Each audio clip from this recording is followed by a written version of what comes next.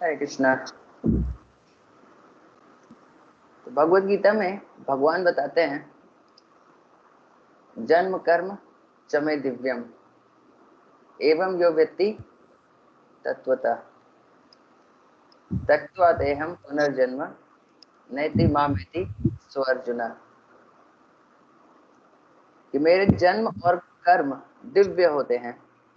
जन्म कर्म चमे दिव्यम एवं यो व्यक्ति तत्वतः, और इन्हें जो जान लेता है तत्वतः त्यक्त्वा देहम पुनर्जन्म नैति, उसका पुनर्जन्म नहीं होता। तो क्या होता है? मामेति, वो मेरे पास आ जाता है, हे अर्जुन। तो भगवान के जो जन्म और कर्म होते हैं वो दिव्य होते हैं। बाहरी दृष्टि से देखने से वो लगते हैं कि वो ऑर्डिनरी है, कि जैसे कोई और व्यक्ति जन्म लेता है या किसी और व्यक्ति की मृत्यु होती है, लगता है उसी प्रकार भगवान का भी जन्म हो रहा है और उसी प्रकार लगता है कि भगवान की भी मृत्यु हो रही है। लेकिन वास्तव में भगवान का जन्म, उनके कर्म और इवन उनका सो कॉल्ड मृत्यु, सारे कुछ बहुत दिव्य होते हैं, जो कि बहुत उनके पीछे रहस्य छुपे हैं, जो कि एक नॉर्मल व्यक्ति नहीं जान सकता और भक्त भी पूरी तरह से नहीं जान पाते। जो जितने ज्यादा एडवांस भक्त होते हैं उतना ज्यादा जान पाते हैं, लेकिन पूरी तरह से कृष्ण को समझ पाना किसी के लिए भी संभव नहीं होता। जैसे कि यहाँ पे भगवान कृष्ण ने जब जन्म लिया एक जेल में, और देवकी और वसुदेव से, तो वास्तव में देखने से ऐसा लग रहा है कि जैसे कोई भी भौतिक जगत का एक सामान्य बालक जन्म लेता है, उसी प्रकार भगवान भी जन्म ले रहे हैं देवकी और वसुदेव से। लेकिन यहाँ पे भगवत श्रीमद् भागवतम में बताया गया है कि देवकी का जो देवकी वसुदेव या किसी भी भक्त का ऐसे बात किया जाए तो उनका जो शरीर होता है वो भौतिक शरीर नहीं होता, वो स्पिरिचुअल बॉडी, आध्यात्मिक शरीर होता है। वो अपने सिद्ध देह में होते हैं। जिस प्रकार भगवान का शरीर सच्चिद आनंद विग्रह होता है, उसी प्रकार उनके भक्तों का भी जो शरीर होता है सच्चिद आनंद विग्रह होता है। और भगवान कैसे प्रकट हुए? वो वासुदेव के पहले हृदय में प्रकट हुए, और वासुदेव के हृदय से फिर वो ट्रांसफर हो गए देवकी के हृदय में, और फिर देवकी के हृदय से भगवान ट्रांसफर हो गए देवकी के गर्भ में। तो ये एक ऑर्डिनरी प्रोसेस नहीं है। और जब भगवान ने जन्म लिया तो जन्म लेने के बाद भी उनकी 4 भुजाएं थी, माला पहने हुए थे कौस्तुभ का, मुकुट लगाए हुए थे। और जैसे कि ऑर्डिनरी व्यक्ति अगर जन्म लेता है कोई भी बालक, तो उसके बाल नहीं होते हैं, गंजा होता है, लेकिन भगवान के बहुत सुंदर सुंदर बाल थे। और भगवान पीताम्बर धोती पहने हुए थे। जनरली कोई बच्चा पैदा होता है तो कोई वस्त्र पहन के तो पैदा होता नहीं है, लेकिन भगवान पूरा पीताम्बर पहने हुए थे, गहने पहने हुए थे, 4 भुजाएं थी, मुकुट लगे हुए थे, बाल इतने सुंदर थे। तो इस प्रकार भगवान ने जन्म लिया। लेकिन देवकी वसुदेव डर गए कि अरे, कि भगवान आप इस प्रकार जन्म लिए हैं, कंस आपको देखेगा तो तुरंत समझ जाएगा, आपकी 4 भुजाओं को देख करके तुरंत समझ जाएगा कि अरे यही विष्णु है, और तुरंत आपको मारने के लिए आ जाएगा। तो आप अपने आप को 2 हाथ वाले रूप में ट्रांसफॉर्म कर लीजिए। तो देखिए यहाँ पे देवकी और वसुदेव का वात्सल्य, वो अपने पुत्र को भगवान भी बोल रहे हैं कि उन्हें पता है कि भगवान है, और लेकिन उनके लिए डर भी रहे हैं कि अरे पता चला कंस को कि आप भगवान हैं तो वो आपको मारने लगेगा। तो ये तो कॉन्ट्रडिक्शन लगता है कि अगर वो भगवान है तो कोई उन्हें मार कैसे सकता। इसीलिए प्रेम जो होता है वो लॉजिक के बाहर की चीज होती है। लोग समझ नहीं पाते कि वास्तव में ये कैसे हो रहा है चीजें, कि वो क्या प्रेम है। क्योंकि अगर उन्हें पता है कि भगवान है, लेकिन उनका जो वात्सल्य भाव है वो उस भगवत्ता से, उस ऐश्वर्य से भी ऊंचा भाव है। इसलिए वो वात्सल्य भाव के सामने वो भगवत्ता वाला भाव भगवान का फीका पड़ जाता है, और उनके जो भाव आते हैं वो वात्सल्य के ही भाव आते हैं। तो ये हमें जानना चाहिए कि देवकी और वसुदेव, और खास करके देवकी के बारे में हमें जानना चाहिए कि देवकी, शिल प्रभुपाद अपने तात्पर्य में बताते हैं कि Devaki was in the same category as lord Krishna. Same category का क्या मतलब है कि जैसे भगवान का शरीर सच्चिदानंद विग्रह होता है, जो पंच महाभूत से जैसे हमारा शरीर बना है वैसे नहीं बना है, उसी प्रकार देवकी वसुदेव का भी शरीर उसी तरह का है, पंच महाभूतों से नहीं बना हुआ, बल्कि सच्चिद आनंद विग्रह। उस प्रकार देवकी का भी शरीर होता है। जैसे कहा जाता है कि लोहे को अगर आप आग में डाल देंगे तो वो तप करके वो भी आग के जैसा बन जाता है, वो भी फिर लोहा नहीं बचता। तो उसी प्रकार जब हम बहुत ही इंटेंस भक्ति करते हैं तो हमारा जो शरीर है, जो कि लगता है कि भौतिक शरीर है, जो कि लोहे जैसा है, लेकिन अगर इसको भक्ति की आग में तपाते हैं तो लोहा भी फिर आग के जैसा हो जाता है। वो भी पूरा जब रेड हॉट हो जाता है तो उस लोहे से भी आप किसी चीज को टच कराएंगे तो वो आग पकड़ लेता है। तो हम कल जैसे देख रहे थे कि भगवान बलराम और भगवान कृष्ण के जन्म के पहले देवकी के 6 पुत्र हुए और 6 पुत्र मारे गए। तो इससे भगवान हमें ये भी शिक्षा दे रहे हैं कि अगर देवकी वो जो कि शुद्ध भक्त है, लेकिन अगर हम उन्हें इस लीला के पॉइंट ऑफ व्यू से अगर एक ऑर्डिनरी इस भौतिक जगत की स्त्री के रूप में देखें तो भगवान शिक्षा दे रहे हैं कि कोई भी माता पिता अपने पुत्र की पूरी तरह रक्षा नहीं कर सकते। भगवान हमें दिखा रहे थे कि पुत्र चाहे कितना भी गलती करे, माता पिता हमेशा उनके लिए एक सॉफ्ट कॉर्नर रहता है, हमेशा उन्हें वापस पाना चाहते हैं।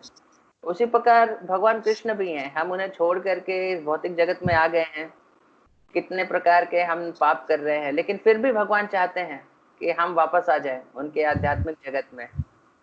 लेकिन यहाँ पे भगवान दिखा रहे हैं कि भौतिक जगत के माता पिता के पास इतनी शक्ति नहीं रहती कि वो अपने बच्चों को हमेशा प्रोटेक्शन दे पाए, उनकी संरक्षण कर पाए, लेकिन भगवान के पास संरक्षण करने की पूरी शक्ति है। इसीलिए हमारे सुप्रीम माता पिता कौन है? भगवान श्री कृष्ण ही हैं।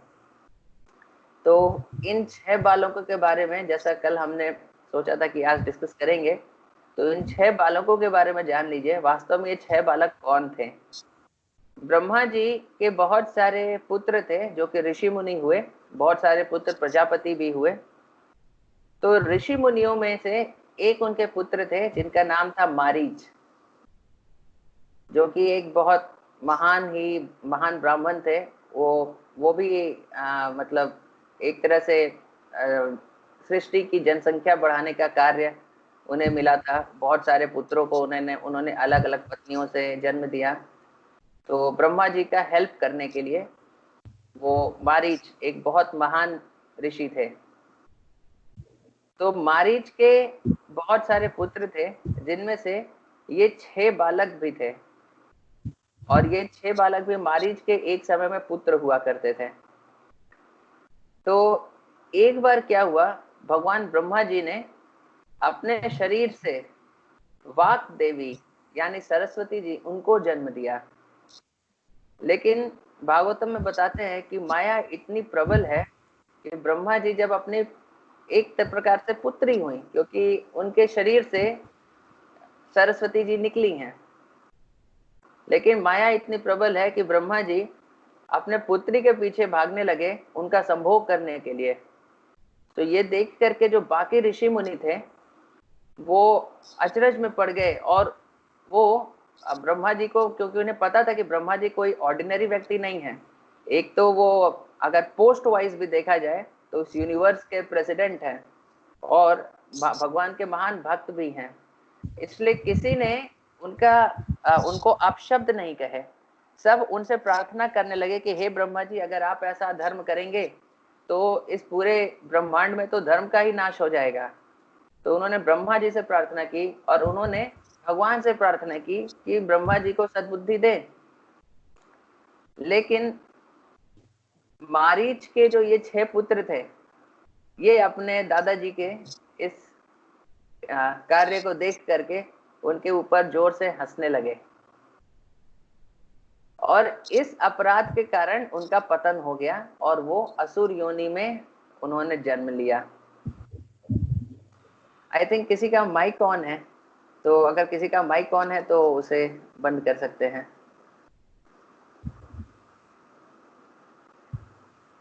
आई थिंक अनुकूल प्रभु आपका माइक ऑन है ना? माइक को बंद कर सकते हैं।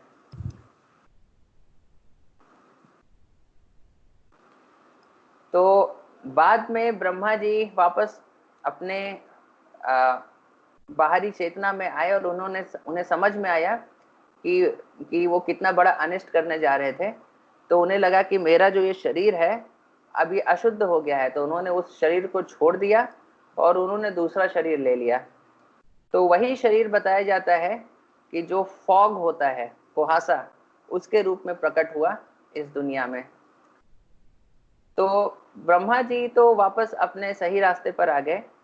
तो ये भगवान बताते हैं कि कभी अपि चेत सुदुराचारो, अगर कोई उनका भक्त है, भजते माम अनन्य भाग, अपि चेत सुदुराचारो भजते माम अनन्य भाग, साधुर एव स मंतव्य सम्यक व्यवसितो ही सह, कि अगर उनका कोई भक्त है और कभी कभी माया की शक्ति इतनी प्रबल होती है कि वो रास्ता भटक जाता है और कभी कभी कुछ अधर्म के कार्य करने भी लगे, तो भी हमें उसे साधु ही मानना चाहिए, उसे कभी अवैष्णव नहीं मानना चाहिए। क्योंकि वो बताते सम्यक व्यवसितो ही सह, क्योंकि वो अपने निष्ठा से भजन में वो फिक्स है। हो सकता है माया देवी थोड़ी देर के लिए उसे मोहित कर दें, लेकिन वापस वो भगवान की शरण में ही आएगा जैसे ही होश में आएगा। तो जब तक कोई व्यक्ति फिक्स है इस डिटर्मिनेशन में कि भगवान कृष्ण ही मेरे शेल्टर हैं, तब तक हमें उसे साधु मानना चाहिए।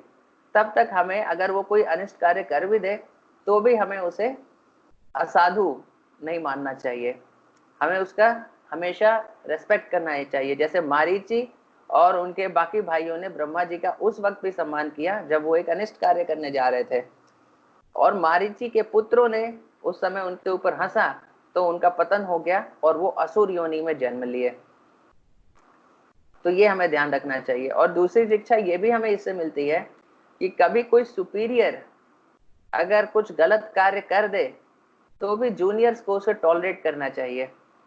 सुपीरियर को कभी भी उनके लिए अपशब्द नहीं बोलने चाहिए, उस वक्त भी उनका सम्मान करना चाहिए, क्योंकि पोजीशन वाइज रेस्पेक्ट देना चाहिए। तो सुपीरियर से भी गलती हो सकती है, सुपीरियर भी हो सकता है, वो कोई गलती ना करने वाले तो सिर्फ भगवान ही हैं, बाकी हर व्यक्ति से गलती हो सकती है। तो आपका कोई सुपीरियर भी है, लेकिन वो भी अगर कोई गलती करे तो हमें ध्यान रखना चाहिए कि हमें उसके लिए गलत नहीं भावना होनी चाहिए हमारे मन में। और अगर होगी तो हमारा वो हाल होगा जो मारीच के पुत्रों का हुआ। तो मारीच के ये 6 पुत्र वो असुर योनि में जन्म लेते हैं, किसके? हिरण्यकशिपु की फैमिली में। तो हिरण्यकशिपु के पुत्र हम जानते हैं कि प्रहलाद महाराज थे, और हिरण्यकशिपु के एक दूसरे पुत्र थे जिनका नाम था काल नेमी। तो प्रहलाद महाराज और काल नेमी दोनों भाई भाई थे। फिर काल नेमी का पुत्र थे ये 6 जो मारीच के जो पुत्र थे, ये लोग काल नेमी के पुत्र बन करके जन्म लिए। तो जब इन्होंने काल नेमी का पुत्र बन के जन्म लिए तो ये पूरे असुर हो गए थे और पूरे दुनिया में उत्पात मचा रहे थे। फिर ये भी गए भगवान ब्रह्मा जी के पास तपस्या करने के लिए, और इन्होंने भी तपस्या करके भगवान ब्रह्मा जी को फिर प्रसन्न किया। और भगवान ब्रह्मा जी जब जन्म लिए, जब उनके सामने प्रकट हुए, तो ये भगवान ब्रह्मा जी से वैसा ही वर मांगते हैं जैसे हिरण्यकशिपु ने मांगा, कि कोई देवता मुझे ना मार पाए, कोई गंधर्व मुझे ना मार पाए, कोई अस्त्र शस्त्र हमें ना मार पाए। तो इस तरह से बहुत सारे इन्होंने उसी तरह के वर मांगे जैसे कि हिरण्यकशिपु ने मांगे थे। तो जब हिरण्यकशिपु को ये बात पता चली कि अरे ये लोग गए थे ब्रह्मा जी के पास तपस्या करने के लिए और ऐसे वर मांगने के लिए, उसे बहुत क्रोध आया। बोले कि अरे तुम लोग मेरे पोते हो और तुम लोग मेरा परमिशन लिए बिना, मेरी शरण में आए बिना तुम लोग डायरेक्ट ब्रह्मा जी के पास चले गए। तो बोले कि जाओ मैं तुम्हें शाप देता हूँ, तुम लोगों ने ये तो वर मांगा कि अरे कि ये मनुष्य नहीं मार पाए, देवता नहीं मार पाए, लेकिन ये नहीं मांगा क्योंकि दानव नहीं मार पाए। ये तो मांगा नहीं क्योंकि खुद तो दानव के परिवार में थे, तो जाओ तुम्हारे खुद के पिता तुम्हें मार देंगे। तो ऐसे हिरण्यकशिपु ने उन्हें शाप दे दिया। तो वही हम देखते हैं जो उनके खुद के पिता थे काल नेमी, जो हिरण्यकशिपु के पुत्र थे, वही काल ने भी कंस बन करके अगले जन्म में आए, और ये जो 6 बालक हैं वो देवकी के 6 पुत्र बन करके आए, और कंस ने एक एक करके इन 6 बालकों को मार दिया। तो यहाँ पे हिरण्यकशिपु का दिया हुआ वो शाप सत्य साबित होता है। और ये 6 बालक फिर मर करके ये चले गए थे सुतल लोक में, जहाँ पे बलि महाराज जो दैत्य राज है, जो प्रहलाद महाराज के ग्रैंडसन हैं, तो इनका जब मृत्यु हो गया तो ये सुतल लोक में चले गए थे। तो वहां पे भी दानव रहते हैं, लेकिन उनके राजा बलि महाराज हैं, जो कि एक दानव ही हैं, लेकिन वो भगवान के बहुत बड़े भक्त हैं।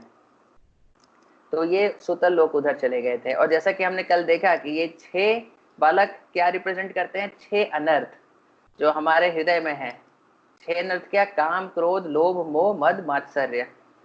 तो इन 6 अनर्थों की मृत्यु बहुत जरूरी है, उसके बाद ही भगवान बलराम और भगवान कृष्ण हमारे हृदय में जन्म लेते हैं।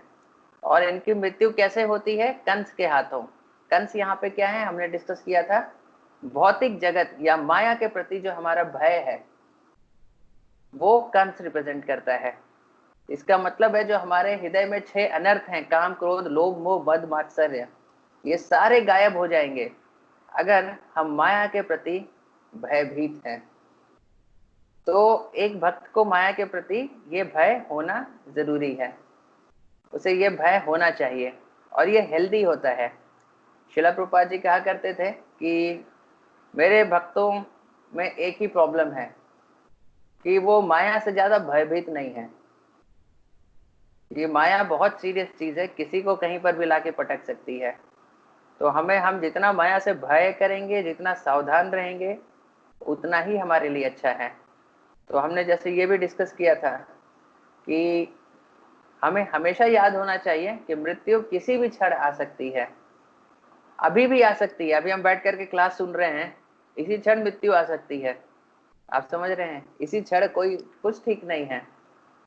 तो इसीलिए कृष्णानंदपुर से जैसे हमने बताया था, एक व्यक्ति ने पूछा था कि प्रभु जी आप हर क्लास के शुरुआत में ये बात क्यों बोल देते हैं कि मृत्यु किसी क्षण भी आ जाती है।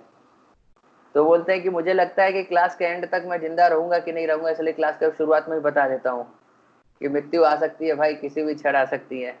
तो हमें भी पता होनी चाहिए, चाहे आप इस्कॉन यूथ फोरम में हो, चाहे इस्कॉन ओल्ड फोरम में हो, हर फोरम में कहीं पर भी मृत्यु किसी भी क्षण आ सकती है। तो जब हमें ये मृत्यु का स्मरण रहेगा, माया की शक्ति का स्मरण रहेगा और माया का वो भय रहेगा, तो ऑटोमेटिकली हम अपने भक्ति में फोकस्ड हो जाएंगे। आपको पता चल जाए कि बस आज आपका आखिरी दिन है, तो आप कैसा जप करेंगे आज, जरा सोचिए। और ये पता चल जाए कि आखिरी दिन नहीं, बस आखिरी घंटा चल रहा है, तो आप किस प्रकार की भक्ति करेंगे। तो इसी प्रकार का भय हमें हमेशा होना चाहिए, ताकि हम उतने इंटेंसिटी के साथ भक्ति कर पाए। वास्तव में यही कारण है कि भगवान इतनी मुश्किलें, कठिनाइयां हमें देते हैं, ताकि उन मुश्किल कठिनाइयों के समय तो हम भगवान का शरण ले पाए, लेकिन हम उसे इन जनरल भूल जाते हैं, है ना। तो ये भी हमें जानना चाहिए कि अपिजे सुदुराचारो जो भगवान कृष्ण बोलते हैं, वो सही बात है कि कोई व्यक्ति अगर अपने रास्ते से, कोई भक्ति के रास्ते से थोड़ा सा भटक जाए, तो हमें उसे पतित नहीं मानना चाहिए, साधु मानना चाहिए। लेकिन ये भी जानना चाहिए कि अपने खुद के लिए ऐसा नहीं है कि ये एक लाइसेंस है कि भगवान बोलते हैं अभी चेत सुदूराचारों का, अगर कोई मैं इस रास्ते से भटक गया, थोड़ा सा कुछ अनिष्ट कार्य कर भी दिया, तो भी मैं उसे साधु मानता हूँ, और वो सबको बोलते हैं कि सब कोई साधु माने। तो इसका मतलब ये नहीं कि हम भी कुछ गलत कार्य करके फिर बोल सकते हैं कि भगवान तो बोलते हैं। वो अगर बाई मिस्टेक वो ऐसे स्लिप बोलते हैं, गलती से अगर आपसे ऐसा कुछ हो गया और जैसे ही आपको समझ में आया, तुरंत आपने अपने आप को संभाल लिया, तो वैसे चीजों को भगवान यहाँ पे रिफर कर रहे हैं। भगवान यहाँ पे लाइसेंस नहीं दे रहे कि तुम गलत कार्य करते रहो और फिर भी अपने आप को भक्त बोलते रहो। ये अननोइंगली, आपके जाने बगैर, क्योंकि हमसे गलतियां हो सकती हैं, हम इंसान हैं, तो अनजाने में अगर आपसे कुछ गलती हो गई, तो उसके लिए भगवान ये वर्ष बोलते हैं भगवद गीता में, अपि चेत सुदुराचारो। लेकिन इसका मतलब ये नहीं हमें वो लाइसेंस देते हैं। तो हमें अपनी प्रैक्टिसेस में बहुत स्ट्रिक्ट होना चाहिए। 4 नियम अच्छे से पालन करना चाहिए, आप जितना माला कर रहे हैं उतना करना चाहिए। लेकिन अगर गलती से कहीं पे कुछ भूल चूक हो गया तो हमें उसके लिए लैमेंट करना चाहिए, पश्चाताप होना चाहिए। ऐसा नहीं कि पश्चाताप ही नहीं होना चाहिए, लेकिन होना चाहिए। लेकिन इतना पश्चाताप नहीं होना चाहिए कि हम आगे भक्ति में आगे बढ़ ही नहीं पाए। जैसे कि एक व्यक्ति मुझे याद है आकर के बोल रहा था कि प्रभु जी मैं इतना पापी हूँ कि मैं हरे कृष्ण महामंत्र ही नहीं कर सकता, मैं मुझसे जप ही नहीं होगा, मैं करूंगा तो पता नहीं उसका क्या लॉजिक था, बोला यस मैं जप करूंगा तो ये जप ही अशुद्ध हो जाएगा, आपको पता नहीं मैं कितना पापी हूँ। तो आप कितना भी पापी हो भाई, आप इतना पाप नहीं कर सकते जितना कि हरिनाम में शक्ति है। तो इस तरह का मेंटालिटी हमारे अंदर नहीं आना चाहिए कि कभी अगर कुछ गड़बड़ हो भी गया तो हमें भगवान का ये अपि चेत सुधराचारो वर्ष को याद करके आगे अपनी प्रैक्टिसेस को कंटिन्यू करना चाहिए। तो जन्माष्टमी आ रहा है और जन्माष्टमी के दिन जनरली भगवान जैसे उस दिन भगवान कृष्ण का बर्थडे है और जनरली वैदिक एज में लोग अपने जन्मदिन के अवसर पे गिफ्ट देते थे। आज का कल्चर है कि जन्मदिन के अवसर पे लोग गिफ्ट लेते हैं, लेकिन उस वक्त अपने जन्मदिन के अवसर पे लोग गिफ्ट देते थे। आप हमेशा देखेंगे शास्त्रों में तो भगवान बलराम या कृष्ण या भगवान श्री राम सबका ये डिस्क्रिप्शन आएगा कि वो अपने जन्मदिन के अवसर पे ब्राह्मणों को बांट रहे हैं, प्रजा को बांट रहे हैं, पूरा चैरिटी करते थे। तो जन्मदिन के अवसर पे लोग गिफ्ट वैदिक एज में देते थे। तो भगवान कृष्ण का भी जन्मदिन आ रहा है तो उस दिन भगवान जनरली अच्छे मूड में होंगे, तो हमें भी उनसे उस दिन गिफ्ट मांगना चाहिए। क्या गिफ्ट मांगना चाहिए? हीरे चांदी नहीं, उनसे क्या मांगना चाहिए? हमें भगवान की भक्ति मांगनी चाहिए, क्योंकि भगवान की जो भक्ति है वो सारे हीरे चांदियों से बहुत ही ऊंची है। जैसे हमारे नवयोगेंद्र महाराज है, वे एक बहुत अच्छा कीर्तन गाते हैं कि लूट लो जिसका दिल चाहे, मैं शोर मचाऊं गली गली, राम नाम के हीरे मोती मैं बिखराऊं गली गली।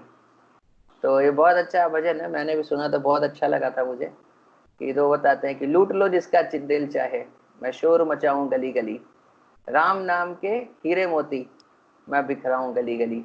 तो राम नाम के जो ये राम नाम है या कृष्ण नाम है या भगवान का कोई भी नाम है वो हीरे मोती के समान है। तो हमें लूट मचाना है तो इन हीरे मोतियों का लूट मचाना चाहिए, नाम के हीरे मोती का। क्योंकि बाकी दुनिया में जो भी चीज है जिसे कि हम कीमती समझते हैं हरि नाम के अतिरिक्त, वो वास्तव में एक प्रकार का भ्रम है। भ्रम किसे बोलते हैं? जो थोड़ी देर के लिए रहता है चला जाता है। उसी प्रकार हमारी जो संपत्ति है, जो हमारे रिश्ते हैं और जो भी हम इस दुनिया में चीजों को वैल्यूएबल समझते हैं, हमारा रेप्यूटेशन है, हमारे भोग के सामान है, वो सारी चीजें टेम्परोरी हैं, वो कुछ समय के लिए हैं, कुछ समय बाद वो गायब हो जाएंगी और अल्टीमेटली मृत्यु के समय सब कुछ ही चला जाएगा। तो कोई भी चीज परमानेंट नहीं है, इसीलिए उन सब चीजों को इल्यूजन बताया गया है कि वो भ्रम है एक प्रकार के। तो वास्तव में चैतन्य महाप्रभु बताते हैं कि दो ही चीजें इस दुनिया में सत्य हैं, एक हरिनाम सत्य है और दूसरा वैष्णव सेवा सत्य है। ये चैतन्य महाप्रभु अपनी पत्नी को बता रहे थे जब वो सन्यास लेने के ठीक पहले, तो बता रहे थे कि वास्तव में इस दुनिया में सब कुछ झूठ है, दो ही चीजें सत्य है, एक हरिनाम सत्य है और एक वैष्णवों की सेवा सत्य है। यही दो चीजें सत्य हैं। तो हमें पता होना चाहिए कि इंद्र देव से लेके इंद्रगोप एक छोटा सा कीड़ा होता है जो हमारे शास्त्र बताते हैं। तो शास्त्र ऐसे बताते हैं इंद्र से लेकर के इंद्रगोप ये सारे काल के जबड़े में है, धीरे धीरे करके काल इन सबको निकल रहा है। लेकिन ये सब इस भ्रम में है कि हम इंजॉयर हैं। इंद्रदेव भी सोचते हैं कि हम इंजॉयर हैं और जो छोटा सा कीड़ा इंद्रगोप है वो भी सोचता है कि मैं इंजॉयर हूँ और जितना इंजॉयमेंट मैं लेना चाहूँ उतना ग्रैब करने का कोशिश करता है। लेकिन ये सारी चीजें बहुत ही बड़ी इल्यूजन है। मान लीजिए कि आप एक सांप के जबड़े में हैं, शरीर का आधा हिस्सा अंदर जा चुका है, आधा हिस्सा धीरे धीरे अंदर जा रहा है। तो ऐसी सिचुएशन में आप क्या एंजॉयमेंट के बारे में सोचेंगे? अभी आप पहले तो खुद को बचाने के बारे में सोचेंगे, है ना? लेकिन हमारा पोजीशन यही सेम है। आधा जीवन हमारा जा चुका है काल के जबड़े में, बचा हुआ आधा जीवन भी धीरे धीरे अभी जा रहा है। लेकिन फिर भी हमारे पास इस दुनिया में एंजॉय करने के इतने सारे प्लान्स होते हैं, इतने सारे फ्यूचर प्लान्स, इतने सारे सपने होते हैं, ये करेंगे वो करेंगे। अरे आधा शरीर आपका तो काल के जबड़े में जा चुका है, बचा हुआ जाने वाला है। हमने देखा था कि 65 साल की तो उम्र होती है। 30 साल के मान लीजिए अगर आप हो गए तो उतना तो चला गया काल के गर्भ में, जो बचा हुआ है वो भी धीरे धीरे जा रहा है। ऐसी पोजीशन है हमारी, और इसमें भी हम सोच रहे हैं कि कुछ तो एंजॉयमेंट करेंगे। तो इसीलिए भगवान बताते हैं सबसे बड़ा इल्यूजन है। सच्चा एंजॉयमेंट जो हमें मिलता है जब हम भगवान कृष्ण की भक्ति करते हैं। इसीलिए भगवान फाइनली अर्जुन को ये बोलते हैं कि मन मना भव मद भक्तो मद याजी माम नमस्कुरु, कि मेरे भक्त बनो, मेरा चिंतन करो, मेरा स्मरण करो, मेरा भजन करो और मुझे नमस्कार करो। तो माम एवश्यसी सत्यंते पति जाने प्रियोसी में। तो वो बताते हैं कि अगर ये तुम करोगे तो तुम सचमुच में अपने जीवन को सफल बना लोगे, इस जीवन में खुश रहोगे और मृत्यु के बाद मेरे पास आ जाओगे। तो ये भगवान का कंक्लूडिंग वहां पे स्टेटमेंट्स हैं भगवत गीता के, जिसमें भगवान बताते हैं। तो हमें भी भगवान से उनके जन्मदिन के दिन और कुछ नहीं मांगना चाहिए। और कुछ मांगेंगे तो वो भी भगवान दे देते हैं, लेकिन अगर वास्तव में हमें जो भगवान दिखाना चाहते हैं इस दुनिया की सच्चाई अगर हम वैसे देख पाए तो हमारे पास और कुछ मांगने की इच्छा ही नहीं बचेगी। हम भगवान से मांगेंगे तो सिर्फ यही मांगेंगे, उनकी भक्ति मांगेंगे, उनका स्मरण मांगेंगे। लेकिन उनका स्मरण भी करने की हमारे पास शक्ति नहीं है, क्योंकि हमारा मन इतना विचलित रहता है, कितने तरह के थॉट्स आते रहते हैं। तो भगवान से हम ये भी मान सकते हैं कि आपने तो हमें आदेश दिया कि मेरा स्मरण करो, लेकिन उस स्मरण करने की शक्ति भी आप ही दीजिए। तो ये भी हम जन्माष्टमी के दिन उनसे मांग सकते हैं। तो उस दिन भगवान चैरिटी के मूड में रहेंगे, दान देने के मूड में रहेंगे, तो हमें उनसे ये दान मांगना चाहिए। और उसके अगले ही दिन शिला प्रभुपाद का भी हमारा जन्मदिन है। तो उस दिन शिला प्रभुपाद से भी हमें यही सेम चीज मांगना चाहिए कि आप हमें ये भक्ति करने की शक्ति दान में दीजिए, है ना? एक बार शिला प्रभुपाद से पूछा गया था कि आपको क्या चीज सबसे ज्यादा प्रसन्न करेगा। उनके शिष्यों ने पूछा था कि प्रभुपाद आप सबसे ज्यादा खुश क्या चीज से होते हैं। तो शिला प्रभुपाद ने, बहुत सारे लोग सोच रहे थे कि अलग अलग उत्तर देंगे प्रभुपाद, हो सकता है प्रभुपाद बोले कि बुक डिस्ट्रीब्यूशन से, या जो लोग प्रचार करते हैं उनको लगा कि प्रभुपाद बोलेंगे प्रचार से, या जो पुजारी है उनको बोलेंगे कि हाँ अर्चना अगर भगवान की अच्छे से होती है तो मुझे बहुत खुश होती है। और वास्तव में इन सारी चीजों से भगवान को खुशी होती भी है। उन्होंने बोला भी था कि the only way to please me is distribute my books. और जब डीटी वर्शिप व्यू देखते थे तो बहुत खुश हो जाते थे, और जहाँ कहीं पर प्रचार अच्छा होता था तो वो भी प्रभुपाद को बहुत खुशी होती थी। लेकिन प्रभुपाद ने यहाँ पे बताया कि if you want to please me then love Krishna. ये सीधा सा उत्तर उन्होंने दिया था कि अगर आप मुझे खुश करना चाहते हैं तो कृष्ण को प्यार करिए। क्योंकि वास्तव में एक गुरु की सच्ची खुशी तभी होती है जब उसका शिष्य भक्ति में तरक्की करे। शिष्य ने बहुत सारे मंदिर बना दिए, बहुत सारे भक्त बना दिए, बहुत सारा डोनेशन लेकर के आ गया, तो ये सारी चीजें से गुरु खुश होगा, लेकिन गुरु को उतनी खुशी नहीं होती जितनी खुशी तब होती है जब उसका शिष्य भक्ति में तरक्की करे। तो इसीलिए शिला प्रभुपाद यहाँ तक बोला करते थे कि अगर मेरे मूवमेंट में एक शुद्ध भक्त बन गया तो मैं अपने मूवमेंट को सफल मानता हूँ। तो उनके मूवमेंट में ऑब्वियसली कितने सारे शुद्ध भक्त बन गए, इन प्रभुपाद का ये मूड था। क्योंकि वो बताया करते थे कि एक शुद्ध भक्त के लिए, एक व्यक्ति को अगर शुद्ध भक्त बनाया जा सके तो उसके लिए पूरे ब्रह्मांड को सैक्रिफाइस किया जा सकता है। तो शुद्ध भक्त की वैसी कीमत होती है और शुद्ध भक्ति की वैसी कीमत होती है। तो हमें भी माया से चीट नहीं होना चाहिए। माया अगर आपको बहुत सारी चीज देगी कि ये कीमती है, ये कीमती है, ये कीमती है, हमें पता होना चाहिए सिर्फ एक ही चीज कीमती है इस भौतिक जगत में, वो है भगवान कृष्ण की भक्ति। जैसे चैतन्य महाप्रभु बता रहे हैं, दो ही चीजें सत्य हैं, एक हरिनाम और दूसरा वैष्णव सेवा।